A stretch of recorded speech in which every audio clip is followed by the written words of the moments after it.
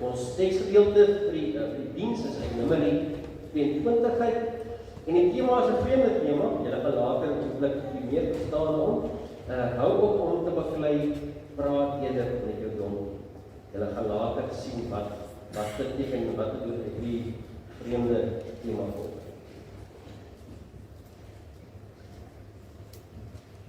Kom ons raak vir 'n oomblik rustig hier in die huis van die Here. Ons dalk was al hastig om uit te kom in die kerk en ons almal reg kry en die kinders reg kry om 'n tyd te wees. Ons te daar so 'n bietjie hier in die huis van die Here word bewus van sy teenwoordigheid en dat hy vir ons genooi het na hierdie byeenkoms. Kom ons sluit.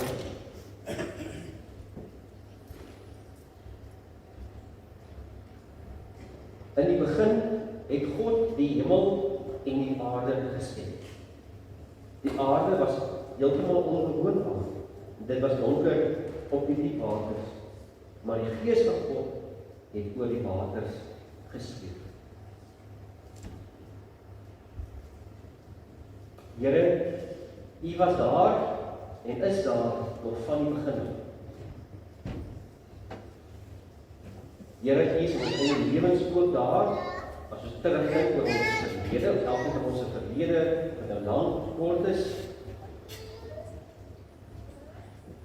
Here, U gaan ons daar wees môre en oormôre in ons toekoms in. Maar Here, U is ook hierso teenwoordig vandag in U huis. Op hierdie gemeente in Jakobstad. Here, mag ons vandag nabyheid ervaar voor die Vader, wat met sy groot genade en sorg na ons uitreik. Mag U wees deur Jesus Christus, wat vir ons aan die kruis gesterf het en dit juis moontlik gemaak het, dat ons welkom is binne die kerk. En mag U ook hier teenwoordig wees, deur die Heilige Gees. Hy wat sweef en woon en in ons lewe aan die gang is en ons tot 'n nuwe lewe toelaat. Mag hy ook vandag met elkeen van ons praat. En mag elkeen van ons luister na die stem van die Gees. Ons bid dit in U naam en amen. Kom ons antwoord daarop in Totem deur te sing. Ons is almal hier saam terwyl ons so sit.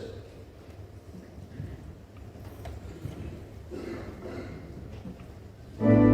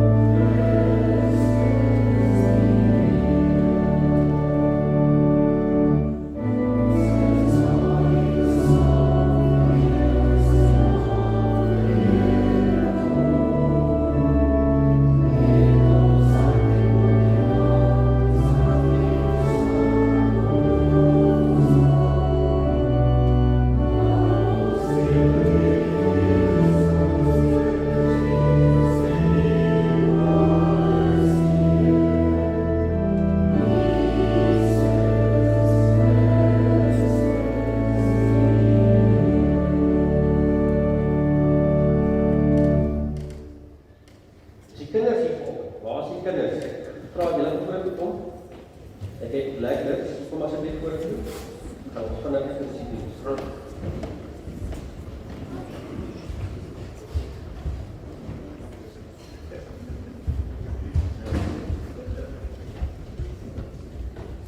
Môre.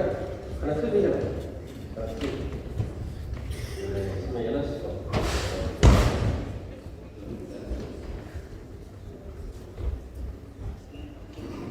Môre. Kyk, bly julle almal as hier vandag, né? Nou, ken julle daai mannetjie daar hier geskerp? Donkie, wat was 'n flik af as hy? Shrek. Nou wat kan hierdie donkie doen wat so maak? Hy praat, né? Jy laat sien hy praat. Kyk. Kan donkies kom hulle praat? Nee, okay. As hierdie donkie baie snaaks, né? En ons hou altyd van die spreekspreek. Nou, vanoggend gaan ons 'n storie in die Bybel lees waar 'n donkie op praat. Jy raai. Jy bly maar. Ek dink nie julle nie, daar is 'n storie in die Bybel waar 'n donkie kan praat, né? So ons gaan vanoggend daai storie lees en dan gaan ons sien hoe God self 'n donkie kan gebruik om vir ons iets te leer, né? So julle gaan mooi moet luister na die donkie praat, né? Dit reg so. Jy het dan vat jy lekker eet en jy sê, "Baie donkie." Kyk, wat jy doen. Okay. Bly jy reg. Hoor? Ek gaan net sit. Dit is lekker.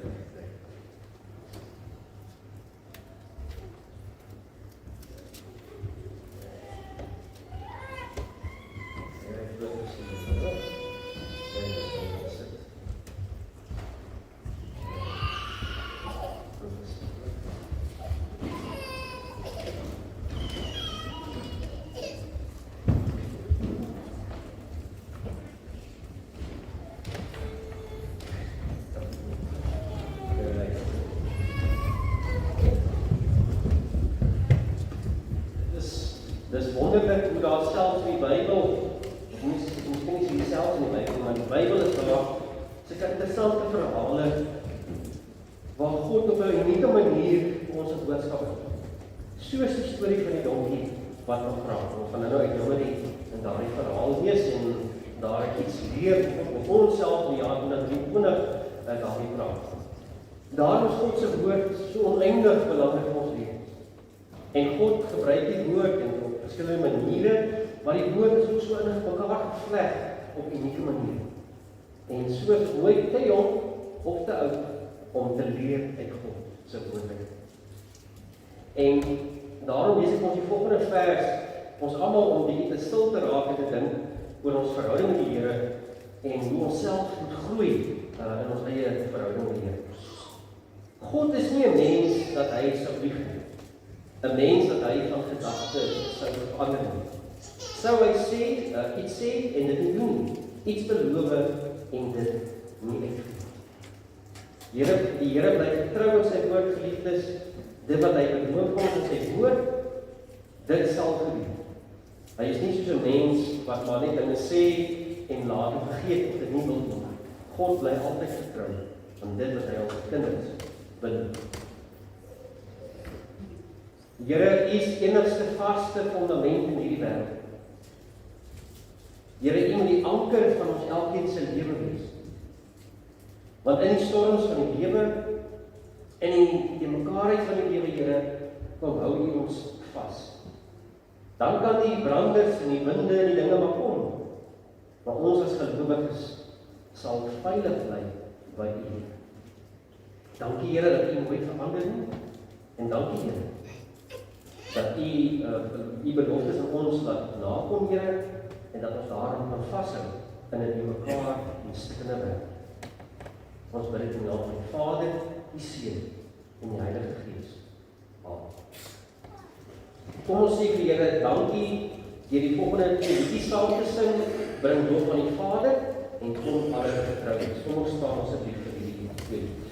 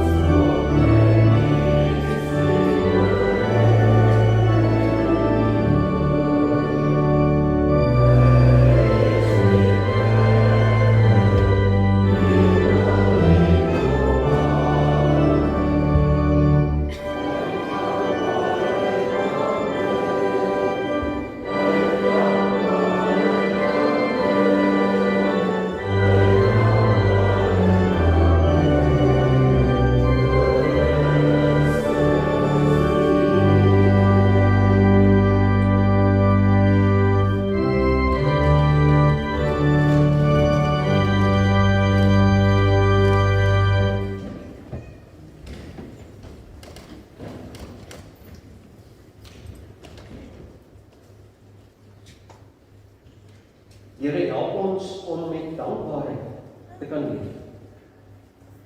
Here, die verhaal van Kersfees, wat nou oor 'n maand Kersfees is, die Here, en waar ons almal die daaroor oor dink, Here, oor wat Kersfees ons help moet beteken. As 'n bietjie dink oor wat die boodskap van Jesus se koms in hierdie wêreld beteken, wat die genade vir ons beteken. Sal ons lei, Here, tot diepe dankbaarheid in ons lewe.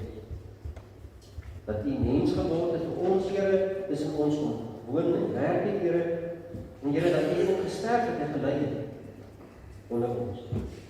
Maar dat U hier opgestaan het vir ons sondes en vir ons 'n nuwe lewe gegee het.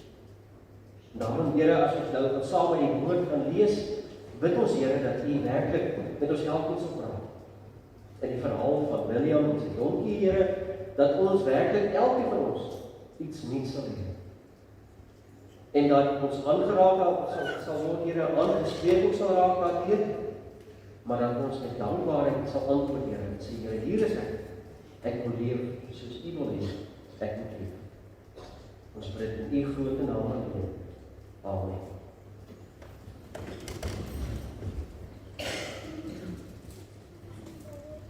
Julle kan julle Bybels oopmaak by Numeri hoofstuk 22. Die woorde van op die skerm verskyn, dat julle sommer net 'n skerm aan kan lees. Of jy dan julle eie Bybels oopmaak en by Numeri gaan soek aan die Ou Testament by hoofstuk 22.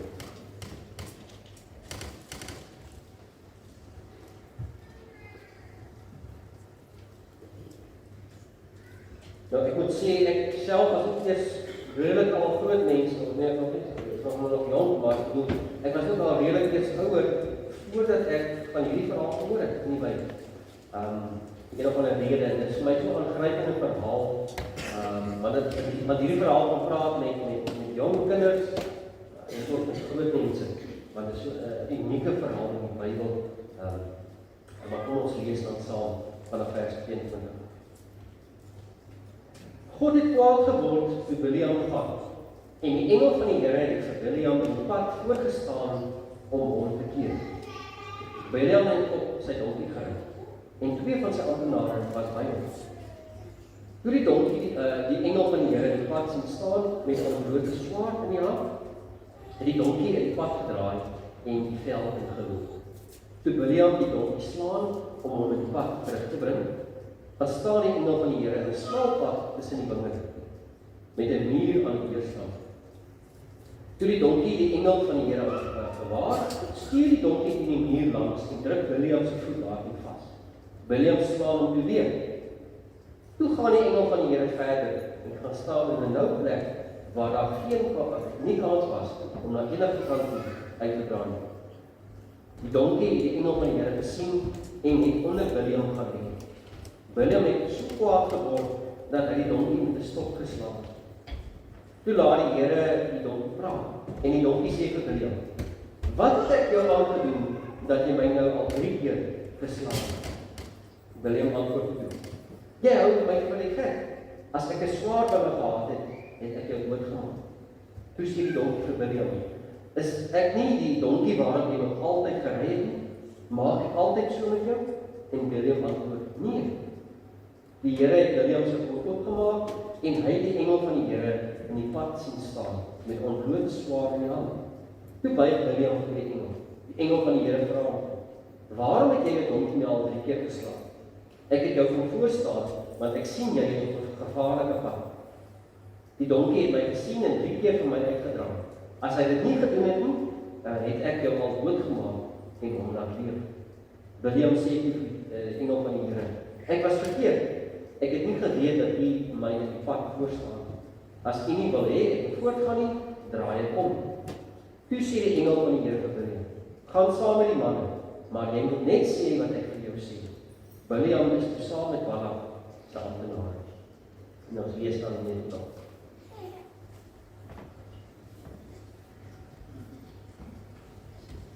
Hierdie is 'n vreemde verhaal in die Bybel. Nou eerstens omdat daar 'n donkie is wat praat, né? Dis omdat daar natuurlik die vreemde dinge uitstaan in die verhaal, is dat net die eerste keer gelees het. Die donkie wat praat, want ons as mense sê ons of dit voel, dit kan ons nie gebeur. Hoe kan dit nou gebeur dat 'n donkie gaan praat? Maar die verhaal is nog meer vreemd eintlik as jy die vorige gedeeltes lees en ook die gedeeltes wat na dit gebeur om te sien wat gebeur is aan die gang. Wat is aan die gang? Wat is aan die gang met God se volk? Die mense wat die Here gebruik, William in besonder, ek gaan nou 'n bietjie meer oor hom uitbrei. Dis 'n vreemde man eintlik wat God gebruik hierso. So dis net 'n vreemde verhaal waardeur God eintlik hard praat met sy volk, maar ook met ons in vandag se tyd. Nou wat kan ons leer uit hierdie verhaal? En ek gaan nou kyk na van die karakters in die verhaal of die groepe wat ons iets daaruit kan leer uit hierdie verhaal. Nou, natuurlik is God sentraal in die verhaal, want die hele Bybel gaan oor God en sy boodskap van genade en versoening vir die wêreld, as sy kinders. So God is die sentrale figuur in hierdie verhaal. En wat kan ons leer oor God in hierdie verhaal? Dat niks of niemand kan God se mag breek in hierdie wêreld. Sy woord is almagtig. Bedoelende, dit wat God sê gaan gebeur, en dit wat hy wil laat gebeur, dit sal gebeur. Niemand of niks kan dit keer, want hy is almagtig. Nee, ons weet dit nou al van ons onderskondaal af. God is werklik almagtig. En wat hy besluit en wat hy sê, dit sal gebeur. En niemand kan inmeng met sy planne vir sy volk, wat ons nou sien in die verhaal is ver moet wees, die planne vir die volk van hom. So niemand kan inmeng daarin. Wat is die Here se mense?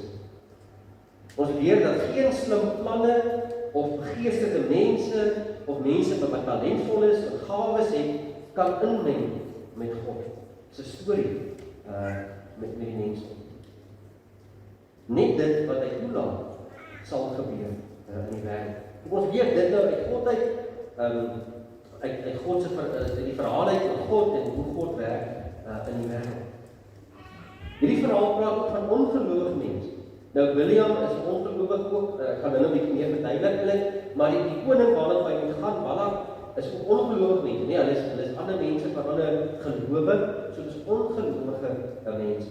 En wat mense nou leer uit die verhaal van Balak in besonder ook, om te sien hoe ongelowiges handel in die wêreld, is dat ongelowige mense maak staat op hulle eie planne, hulle eie vermoëns. Bedoelende, hulle dink hulle sal self dit kan doen, maar hulle glo nie God nie.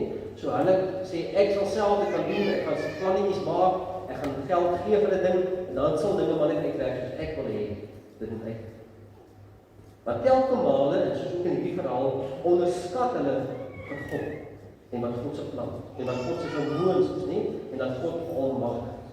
Want hierdie mense dink dat slimmigheid en geld kan vir hulle enigiets in die lewe gee. Dit laat ons so dink aan vandag se wêreld. In vandag se wêreld dink mense wat nie gelowig is al nie, dink ook dat hulle kan met geld en met hulle mag en al dinge wat hulle het, kan hulle alles bereik en alles kry wat hulle wil hê in die lewe. Hulle kan die beste dokters bekom, hulle kan die beste huise koop en beste dit en dat doen. Maar ons sien dat dit nie altyd noodwendig die geval is nie, want ons as mense is net baie nietig. Ons is nie nie eens naby so magtig dan soos God nie, want God is almagtig. En baie keer staan hierdie mense in die diens van die duiwel, in die diens van dinge wat verkeerd, juist die boosheid van die wêreld. So mense staan eintlik in diens daarvan, sonder dat hulle dit self dan besef. God se volk, wat leer ons uit God se volk? Dis die derde groep, die derde ding waar ons iets kan leer in hierdie verhaal.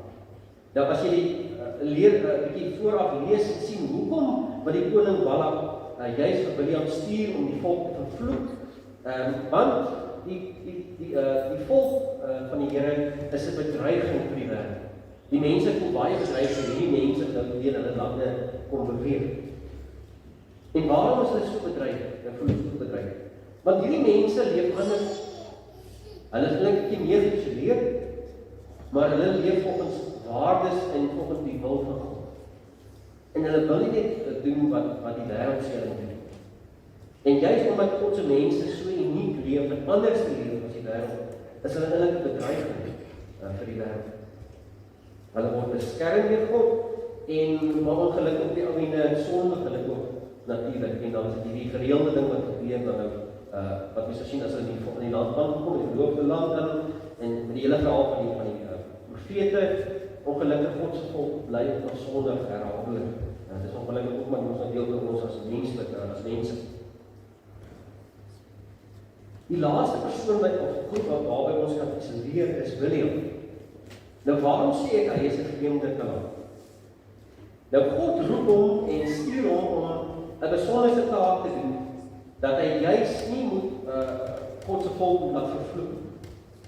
Nou William se naam beteken letterlik iemand wat vreemd, 'n vreemdeling. So William is eintlik nie, ja, hy is deel van God se volk nie, hy kom in die ooste uit. Dit is eintlik die vreemde profeet, maar hy is 'n magtige profeet en op 'n manier het die Here hom begin gebruik. En het die Here deur hom gepraat om sekere dinge te laat gebeur en dat God se wil sal geskied daardeur. Nou, oor die algemeen is hy baie getrou aan God se woord en opdrag wat die Here hom gee. Maar daar's 'n paar swakhede in hom. Want die koning Balak kom na hom toe en sê hom, ek sal vir jou geld gee, ek sal vir jou aansien en mag gee, jy moet die volk gaan vervloek, want dan gaan hulle nie meer verder kan beweeg in die land. Dan sê William eers, nee, ek sal dit nie, ek gaan dit nie doen, want die Here sê ek mag nie dit doen nie, en ek moet getrou bly nie. Toe stuur die koning nog belangriker mense na hom, nog hoër mense met hoër aansien, en met nog meer geld en nog meer beloftes. En toe William so 'n bietjie meer huiwerig, en nou sien hy dat hy kan ook baie geld kry in die spreek. Hy kan ook baie aansien kry, sy eie omstandighede kan maak beter. As hy maar net doen wat hierdie koning kom sê. As hy net as 'n oomblik net ontrou sal wees aan die Here se woord, dan sal hy bietjie meer ryk om dinge kan behaal in die wêreld. En as jy in die Here die engel gestuur het hom, want William het die hele tyd geluister na wat die Here hom sê, maar vir so 'n oomblik het hy bietjie gehuil. Vir 'n oomblik het hy gestruikel en het hy sommer self op die donkie geklim en gesê ek gaan nou gaan. Sonder om die Here te raadpleeg, vra Here, is dit werklik wat U vir my wil hê? Is dit wat ek nou gaan doen werklik van U af en stuur U my? William het self besluit, hy wil self op die donkie klim en gaan. En jy gaan kyk wat daar gebeur.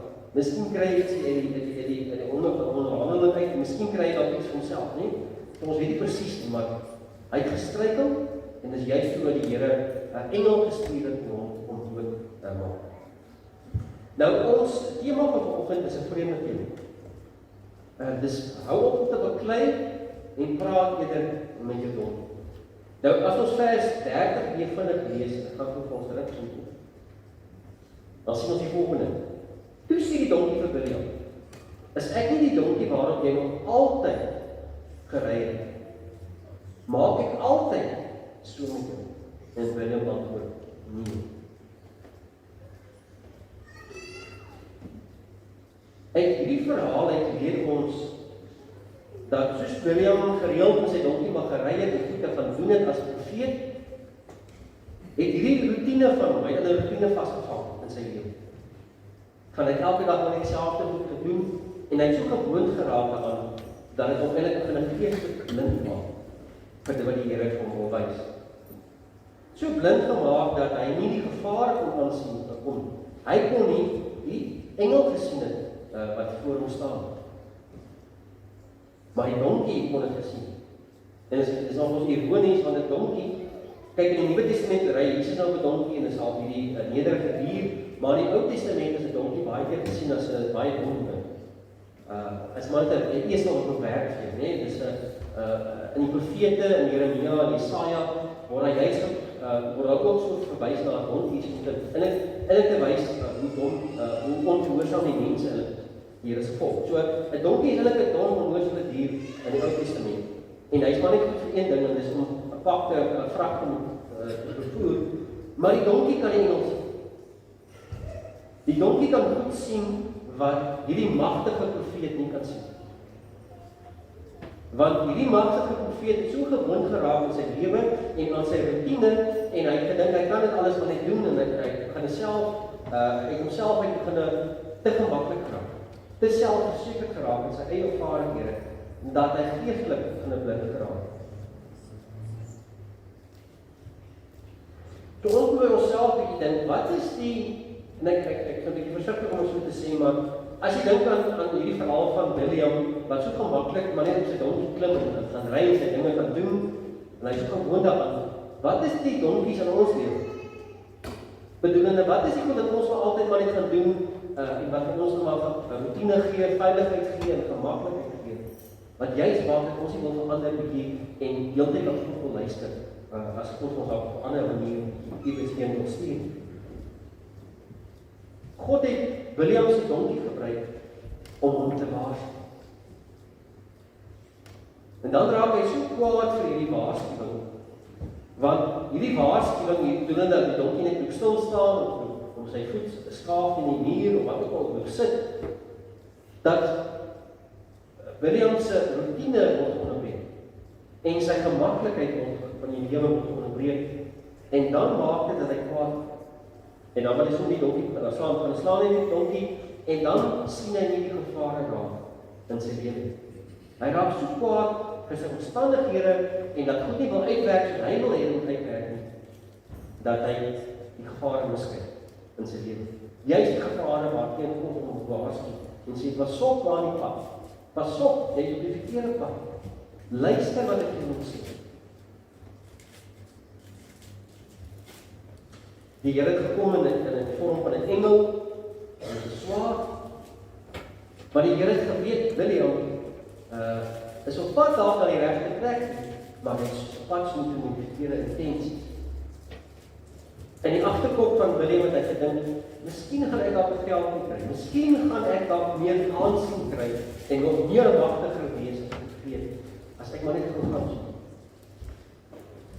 En juist daarom, omdat God sy intensies ken en dieper kyk as 'n mens, wil die Here hom waarsku en hulle kom verhoed maak. Nou kom ons by die stadium waar die donkie begin praat. Waar die Here dan toelaat dat 'n donkie kan praat met hom. En is juist in hierdie vreemde, komieklike omstandighede dat hierdie dom dier met William kan praat en sê, hey, wat gaan aan? Hoekom slaan jy my? Hoekom raak jy vir my kwaad? Dat ons eintlik kan refleksie met ons eie lewe, ons besef, waarmee is ek besig in my eie lewe? Op watter pad is met watter intensies gaan ek? Ek dink dalk ek is op die regte pad, en miskien is ek op die regte pad, sê nie, maar ek gaan dalk met die verkeerde intensies om dinge te gaan doen. En as jy dan ons reflekteer in ons eie lewens en besef, Here, is my wil, is die wil wat ek, die rede hoekom ek wil gaan doen, die goed wat ek wil gaan doen vir die Here, die manier wat ek leef elke dag, die donkie wat ek opklim elke dag, en die routine wat ek volg, is dit in lyn met U wil? Of in hierdie donkie waarop ek ry, maar net te gemaklik gemaak. Dat ek eintlik nie geplaag wil word in my daaglikse lewe. Dat ek nie uit my gemaksonheid wil gaan, as U my roep, om iets te gaan doen wat bietjie buite my verwysingsrame is. En ongelukkig of gelukkig, hang af hoe mens na kyk, is hierdie proses van refleksie waarop ons eie lewens moet dink, 'n herhaaldelike proses. Ek kan nie 10 jaar terug gaan 'n bietjie diep dink en my donkies gaan slaan en dan die donkie my terugpraat en dink nou is ek reg nie. Ek het maar gereeld in my lewe 'n bietjie stil staan en vra, wat is die gevaartekens? Sien ek dit raak of is geestelik blind in my lewe? En dan moet ek refleksie doen in my lewe en bietjie besin oor waar is ek? Waar kom ek vandaan? En waarna toe is ek op pad? Ek kan ook voorgee dat ek dit gaan doen om nie volgens die Here se wil te leef in my lewe, maar diep agter my gedagtes is dat daar ander redes, versteekte redes, waarom ek dit gaan doen. En juist dan dat die Here vir ons gevaartekens kom wys, en dat ons nie moet kwaad raak vir die donkie wat ons ry, maar eerder moet kwaad raak vir onsself, en moet dieper berou moet bekeer, en vra Here, help my, om weer geestelik te kan sien, in my lewe voor my. Amen.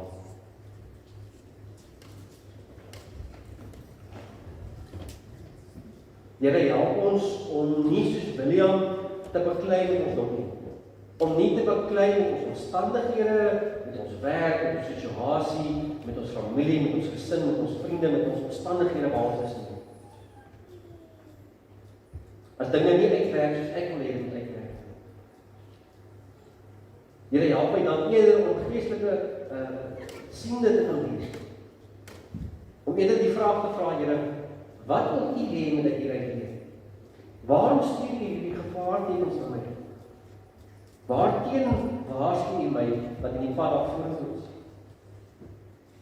Here, help ons om ons geestelike blindheid te kan afgooi, Here, dat ons soos Paulus op die pad na Damaskus toe, dat ons kinderlik afval, en dat ons nie werklik kan raak sien, wat op ons pad ons aan 'n dag, en ons juist sal aanspreek oor dinge wat verkeerd is in ons lewens. Here, help ons om nie te gemaklik te raak in ons lewens, Here, dat ons sal besef dat U is die hele tyd besig met ons, elke dag. Dat die proses om nie gebore te word, is 'n lewenslange proses. Want U moet elke dag ons ontslaaf. U moet elke dag ons optel. U moet elke dag soos die pottebakker die klei maar weer vorm. Want elke dag weer is ons maar weer en maak ons foute. Here, help ons om gehoorsaam te wees, Here.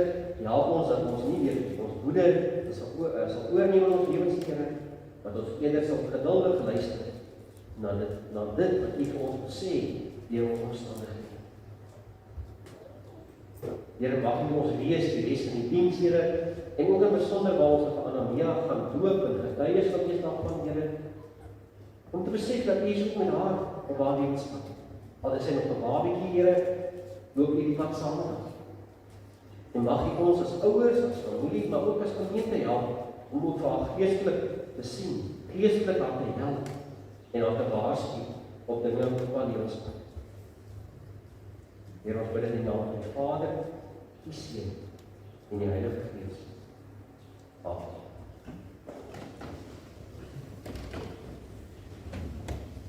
Gemeente, kom ons antwoord en maak onsself reg vir die doop deur die volgende dooplied of dooplied te sing, die 2, my enigste troos, ons staan asseblief in ons sing.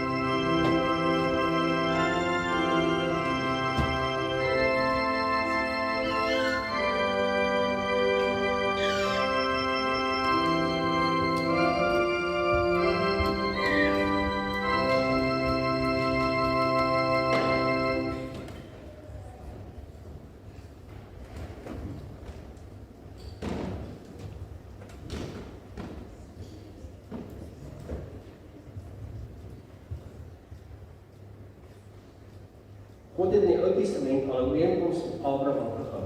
Ons noem dit 'n verbond. Die verbond kan vergelyk word met 'n testament, want God al sy gawes tot sy kinders beskikking stel. By die doop bevestig God dat ons en ons kinders in hierdie testament ingesluit is. Ons en ons kinders moet verseker dat God vir ons God is. En dit beteken dat hy ons Vader is wat ons liefhet en vir ons sorg. Dat Jesus Christus ons verlosser is en dat die Heilige Gees in ons woon, gaan ons nuwe mense maak en ons lei. Geen mens kan hierdie gawes van God verdien nie, want ons sonde waarmee ons gebore word, veroorsaak dat ons die dood verdien. Jesus het echt die straf en die sonde op hom geneem en aan die kruis in ons plek gesterf. Daarom kan God nou die ewige lewe as 'n geskenk vir ons aanbied. Ons kinders is ook hierby ingesluit, al verstaan hulle nog niks hiervan. Nou, ek wil vir my en Jolandi die vraag lees waar ons gaan antwoord en daarna sal ons dan ja. Kyk, ek vra ons die vraag. Bely julle dat hoewel ons kinders as sondaars in die wêreld gekom het en daarom onder die oordeel van God staan, hulle nogtans in Christus aan God behoort en as lidmate van sy gemeente gedoop word? Tweede vraag, aanvaar julle die Bybel as die woord van God en aanvaar julle die leer van die kerk soos die belydskrif dit verwoord as die ware en volkome leer van die verlossing? En laastens, beloof julle om Anania in die leer na die beste van julle vermoë te onderrig en ook te laat onderrig? Ja, so ons vaar hierdie vraag. So vraag my ma vir Anania na vore.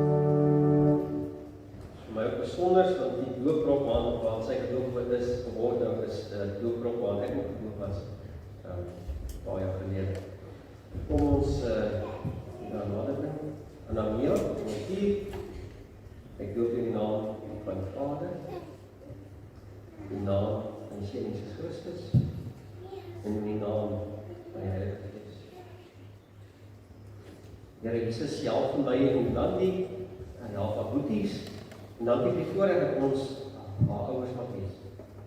Dankie vir die familie wat jy kan wees vandag, Here, en dankie vir die gemeente wat ons getuies dien dat sy gedoen.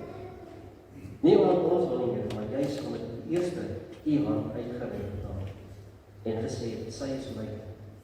Here, help ons om haar na die beste van ons vermoë op te groot te maak, te leer en dat u ook saam met haar pad gestaan. En al sal waarsku oor dinge na ons. Ons bid dit in u naam alleen. Amen. Dan die aanvraag van namens die kerk kom, so ek noem dit so met ander mense, die gemeente gee ons 'n doopkers en 'n Bybel en die steel.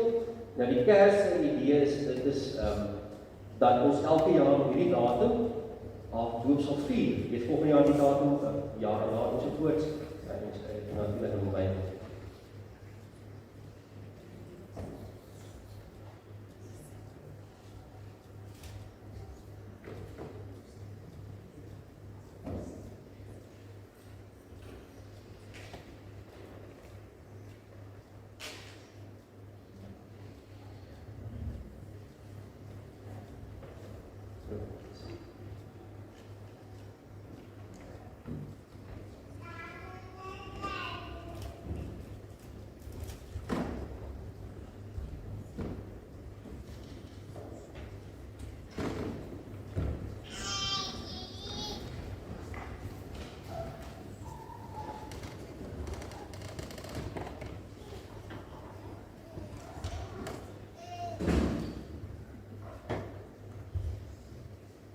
Paar afkondigings, ek noem het maar net vir julle die week, dinsdag aand het ek 'n vergadering, ook vrydagoggend, wat ek gaan bywoon, dan ek gaan op verlof vanaf die 4de Desember, so dis nou maandag op die week, ek is nou volgende Sondag van hierso, en ons al 2 Sondag wat ek nou nie gaan wees in Desember nie, Maar die skaalpredikers het gaan preek en dan ons weer terug net so voor Kersfees om weer saam met julle verder te wees.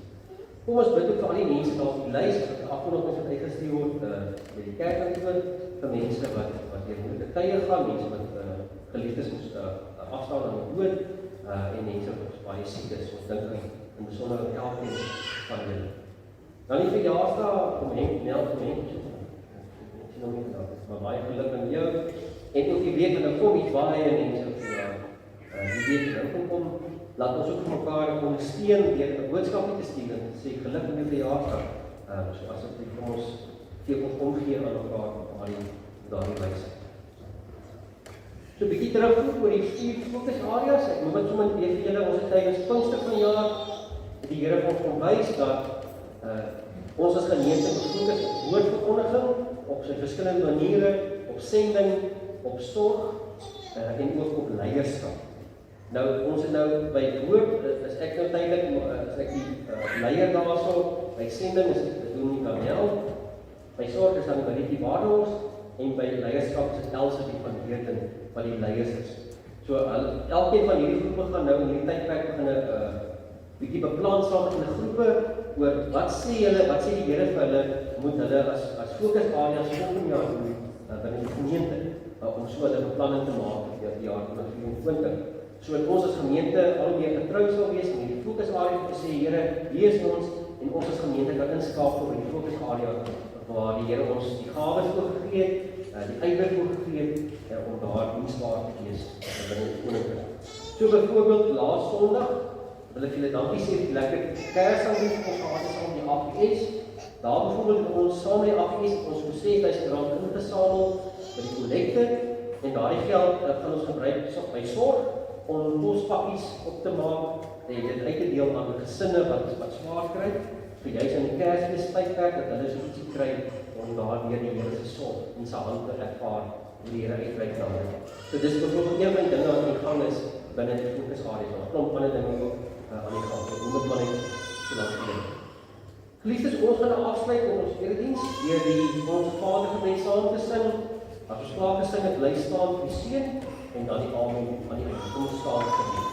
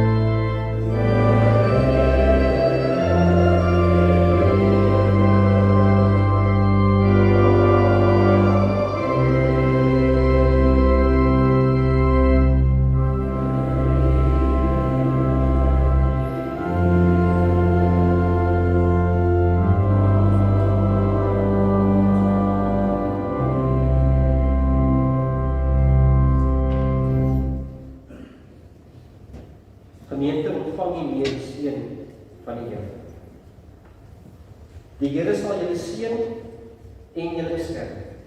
Die Here sal tot julle redding verskyn en julle genade wees. Die Here sal julle gebede verhoor en aan julle vrede gee.